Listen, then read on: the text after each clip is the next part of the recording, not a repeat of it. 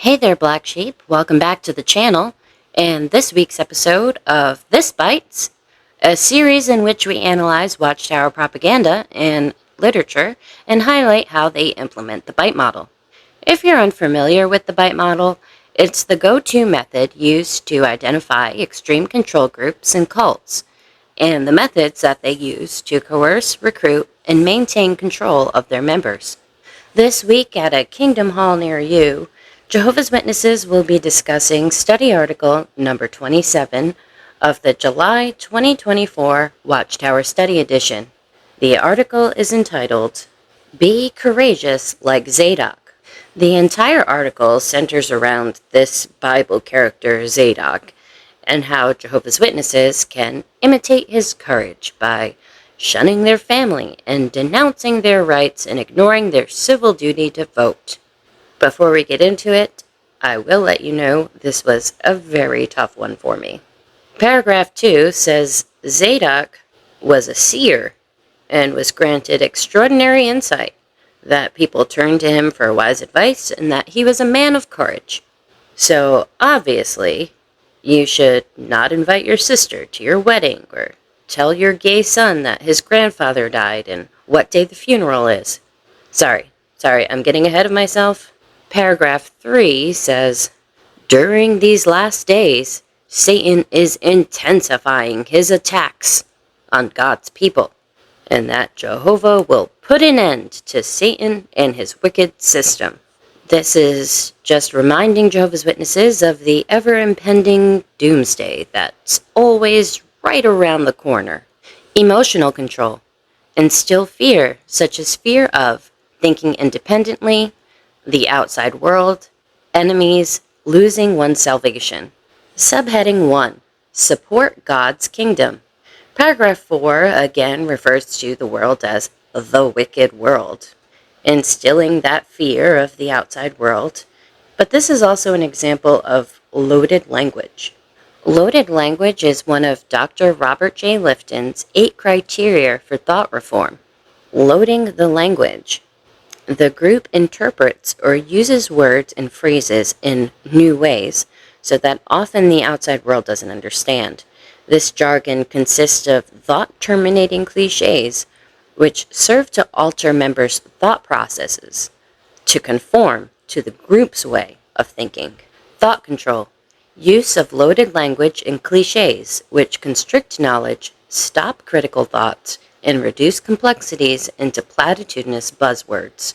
Referring to the world, the entire world outside of the Kingdom Hall, as wicked, stops curiosity and induces fear. The cliche stops reasoning at the world is wicked, period, and intense, period, and there is nothing good for me outside of this Kingdom Hall, this organization, the Watchtower. The paragraph lists some woes experienced by Jehovah's people. Financial loss, being physically abused, being imprisoned for refusing to participate in political or military activity. Phobia indoctrination, inculcating irrational fears about leaving the group or questioning the leader's authority. No happiness or fulfillment possible outside the group. This is also the paragraph that says that it often takes courage to remain politically neutral. Paragraph 5, contrastly, lets you know that Zadok, the role model of this article, was not politically neutral at all, and even volunteered for military service. So, at the top of the page is a stage photo of a Jehovah's Witness, the guy in the middle, at work, being harassed by his coworkers about the political polls. They're like, come on, pick a side. Pick the white guy who's winning or the black guy who's losing. This wouldn't happen. Most American employers have rules in place regarding political talk at work. Some even restrict the wearing of pins or memorabilia. ADP, an American company of 75 years at the forefront of payroll and HR, human resources, says this on their website. The full article is linked below. If political discussions interfere with work performance or potentially violate non-discrimination laws or company policies, respond promptly. The man in the picture is clearly being harassed. This would not be tolerated at work. But Watchtower wants Jehovah's Witnesses to fear this scenario, to villainize their co-workers as testers of their faith and their loyalty to God. Also, remember Jehovah, the impartial God who wants you to remain neutral? Apparently he chose the USA. But clearly, the Bible's message is for all mankind. And the fact that Jehovah chose Jewish men to write it down for us doesn't limit its message to just Jews. Likewise, the fact that Jehovah chose the United States as the location for world headquarters doesn't mean that Jehovah's Witnesses are an American religion. That's another reason this subject of neutrality is coming up, because right now it's an election year in America, and the governing body want to remind you where your loyalty belongs. Moving right along. Paragraph 6. David always relied on Jehovah for help against his enemies. This is again instilling that fear, implying that Jehovah's Witnesses, like David, have dangerous enemies. It's also behavior control, instill dependency and obedience. Relying on Jehovah is the only way. Paragraph 7 says that we gain strength and courage when we consider the example of those who have courageously supported Jehovah's rulership. It then says, why not look up some of their experiences on JW.org? And has a footnote that encourages the audience to look up a video on JW.org, Why True Christians Need Courage to Maintain Neutrality. Extensive use of cult-generated information and propaganda, including newsletters, magazines, journals, audio tapes, videotapes, YouTube, movies, and other media. And this clip I'm including is not from the suggested video, but a video called Lessons from Watchtower, Remain Neutral in a Divided World. The second situation mentioned in the article has to do with news reports in the media. The article even suggests that we limit our intake of the news that we watch related to politics. When workmates mentioned something that was in the news, I didn't have anything to say since I hadn't seen it. I didn't know about it. A workmate would say, "Did you see that so-and-so said this?" and that someone else made a statement. I would say, "No, I didn't see it."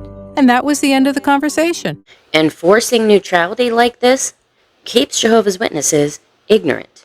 It forces them to suppress their personal opinions and interests, to not demand their own rights. Behavior control, discourage individualism, encourage groupthink. We show we're modest when we do not demand our own rights. Remain neutral. Rely on Jehovah. Subheading 2. Help your brothers. Paragraph 8. Jehovah's people love to help one another. You do. That's how you feel. You love it. Emotional control. Manipulate and narrow the range of feelings. Some emotions and or needs are deemed as evil, wrong, or selfish. Other than that, paragraphs 8 and 9 have no real bite model, but some dangerous rhetoric, in my opinion. It says, out of love for the sheep, the elders put their own safety at risk in order to provide what is needed. It then further encourages risky behavior by attempting to back it up with Bible characters. In paragraph 9, saying that Zadok and other priests had to proceed cautiously because what David told those priests to do was risky and even life-threatening. So when direction is given by Jehovah's organization, listen, accept it, and apply it. Of course, obedience is easier when we understand the direction given, when it suits our personal preference. But what if some theocratic direction we receive does not make sense, takes us by surprise, or doesn't suit us personally? In such cases, the latter part of that verse comes into play, where we're directed to be submissive. This type of blind obedience and submissiveness lends the governing body dangerous amount of control, which has already led to thousands of deaths due to medical negligence, shunning an individual to the point of superslide. My fear is that this could manifest itself in a very Jim Jones type of way. For instance, suddenly the governing body has decided that this year everyone partakes in the memorial emblems. I know that that seems extreme, and even if you do think it's sensationally far-fetched, it's still very much concerning to me when the organization continues to say stuff like this. Paragraph 11 continues with this message by instructing Jehovah's Witnesses to follow direction, cooperate with the direction from your local branch office. In the video description, I'll link an article to JWFacts.com about how following the branch's instructions led to the torture, rape, and death of a number of Jehovah's Witnesses in Malawi, and how the local branch gave completely opposite instructions to Jehovah's Witnesses in Mexico, which spared them that same fate. Paragraphs 12 and 13 share a story about Victor and Vitali, whose names don't have an asterisk for once, and I guess haven't been changed. The story is from the Ukraine. They mention the dangerous living conditions, but they attribute the individual generosity of a man who owned a grocery store donating their food and the humanitarian aid from Satan's evil, wicked system. They attribute those things to Jehovah being deeply interested in their well-being. Thought control. Memories are manipulated and false memories are created. Subheading 3. Remain loyal to Jehovah. Paragraph 14. Are you ready? Okay.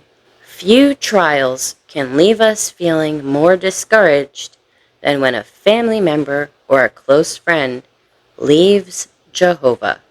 All the red flags. Require members to internalize the group's doctrine as truth, adopting the group's map of reality as reality, instill black and white thinking, decide between good versus evil, organize people into us versus them, insiders versus outsiders. Behavior control. Dictate where, how, and with whom the member lives and associates or isolates. Behavior control. Separation of families. Emotional control. Phobia indoctrination.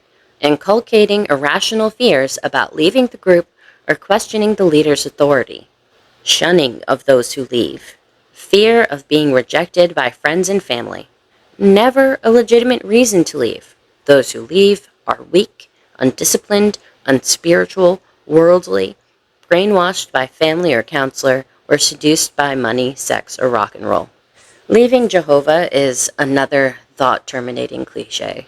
Leaving Jehovah makes a normal action, like voting, like having a consensual relationship with an adult who you're not married to, like deciding that you don't trust the governing body but mean no harm to anybody who continues to practice the religion. It makes those things extreme. It makes those things mean you're leaving God. It's that black and white thinking. You're either with Jehovah or you're against Jehovah. There's no middle gray area. Although many who leave the Watchtower organization still retain faith in God. That's not what this is about. Leaving Jehovah really means leaving the Watchtower organization. Because for Jehovah's Witnesses, there is no Jehovah without Watchtower. The paragraph then brings up how heartbreaking it can be when you're close to the person, saying, the closer our bond is with the person, the more difficult it can be to accept the situation. Here's the thing. It doesn't have to be. The person didn't die. They just don't practice your religion anymore. But no, this is a painful catastrophe. The individual who leaves Jehovah should be mourned because the Watchtower Bible Tract Society determines who the members can associate with and who they have to isolate. Paragraphs 15 and 16 claim that Zadok was loyal to Jehovah when his close associate chose to be disloyal, essentially inferring that if you associate with a former member, you are being disloyal to your Creator. Your Creator, the impartial God, the one who gave his Son for the entire inhabited earth, the same one who told you this, Matthew 18:21 and 22. Lord, how many times is my brother to sin against me, and am I to forgive him? Up to 7 times? Jesus said to him, I say to you, not up to 7 times, but up to 77 times. And this, Matthew 5:46 and 47. For if you love those loving you, what reward do you have? Are not also the tax collectors doing the same thing? And if you greet your brothers only, what extraordinary thing are you doing? Are not also the people of the nations doing the same thing? Paragraph 17 says, if someone close to you chooses to leave Jehovah, make your choice clear. Except it's not a choice. It's the illusion of choice. The illusion of choice is a false sense of control that can lead to suboptimal decision-making. It's defined as the illusion of choice causes people to feel that they have a wide range of choices when, in reality, their choices are limited or predetermined. This belief can contribute to a false sense of control. It can help people feel more empowered and autonomous, but it can also be used to manipulate people to benefit those presenting the choices. Choices can be presented in a way that guides people to a particular choice without them realizing the underlying influences that are actually guiding their decisions. So when it says, make your choice clear, they're essentially saying, make their choice clear. They're the ones making the choice for you. The practice of disfellowshipping or dissociating, or what they now call removing ones from the congregation, is another of Dr. Robert J. Lifton's 8 criteria for thought reform. This is called dispensing of existence. Here's a brief clip of cult expert Rick Allen Ross explaining this. The dispensing of existence, and that is literally the right to exist. The person who leaves the group ceases to exist. So what is the very best thing we can do for those who are disfellowshipped? We already read it in 1 Corinthians 5:11. Stop keeping company with them, not even eating with them. And speaking of the same sort of person, the Apostle John wrote it, 2 John 10, do not receive him into your homes or say a greeting to him. If they come back, they can exist again. Family and friends that question the group, you can cut them off. Being totally cut off from loved ones and close contact with the congregation created a strong desire to repent. Emotional control, shunning of those who leave, fear of being rejected by friends and family. Paragraph 17 ends by saying, Jehovah treasures your loyalty, and he will reward you for it. Yes, Jehovah will reward you for shunning your loved ones, ignoring their calls and texts, not informing them of major familial updates, marriages, births, deaths. Jehovah will reward you for pretending your loved one is dead, ignoring them even if you're the only person who could help them in a crisis. Behavior control, rewards and punishments used to modify behaviors, both positive and negative. Paragraph 18 then shares a sad story of Marco, who, again, that may be his real name.